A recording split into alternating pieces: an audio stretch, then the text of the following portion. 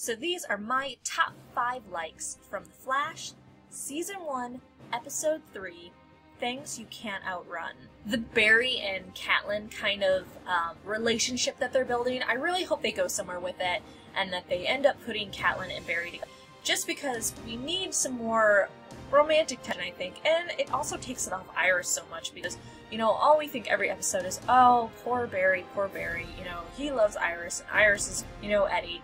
So I really like that they're starting to play up Catelyn and Barry's relationship, and the scenes they were in were really awesome, and I'm hoping that it goes somewhere, because you know there's going to be, at one point, some issues with her dead fiancé coming back to life, not really being dead, and then all the issues that are involved in that.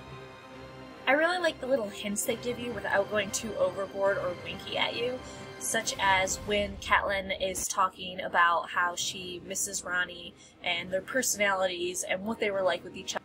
And she goes, he always said that we were like fire and ice. And then when the particle accelerator was going to be started and Harrison goes, it feels like I've waited for this day for centuries. So just the little hints they give you without going super overboard about it.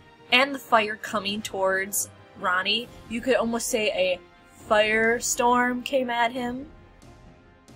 I liked the villain they had. I'm still a little worried that they're going to do the villain of the week, which is something that Smallville was okay doing it, but after a while it was just like the meteorite freak of the week, and it really got old fast. So I'm hoping they're not doing the baddie of the week, that they start to build it into something more. And I know it's the first season, and they're trying to get their foothold. But seeing how well they are doing with these villains, like, I mean, the mist, the green mist and everything, and the poison gas, and how they CGI'd it and everything, was really cool. But I'm hoping that they don't just continue with the monster of the week. The metahuman prison was a nice touch, and really cool to see the way of how they're going to contain these metahumans, because we knew, you know, okay, every week they're dying, but eventually you're just not going to kill them and, like, just, you know, coup de grace, execute them. So it is neat that they now have a sustainable way to take care of these metahumans and ensure that they don't hurt other people without, you know, just putting a gun to their head and pulling the trigger. The Flash vibrating his face to obscure his identity. Kind of hoping that Barry's dad, seeing the Flash in action, doesn't start to think that the Flash was the one that killed his wife, because that would be a little uncomfortable. Plot twist, what if Barry trying to save his mom in the past, if they do time travel, actually caused her to get killed, and he was the one that did it to her on accident while trying to save her from the other Blur. The vibrating face was cool because it's showing the different ways for him to utilize his power and utilize the Speed Force.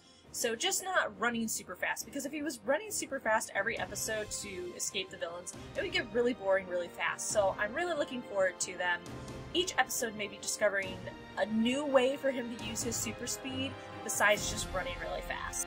So those were my top 5 likes in this episode. You can list yours below, like, subscribe, and come back for more geeky videos every day. The flashbacks were really cool, so seeing exactly what happened in the labs when the particle accelerator ended up exploding, and seeing that Cisco was the one that ended up locking Ronnie in that room, and then hearing his last moments, and just kind of learning a little bit more about the relationship between Catelyn and Ronnie, and getting us more involved for it, because we know that things are going to come up this later, so the flashback scenes were really appreciated.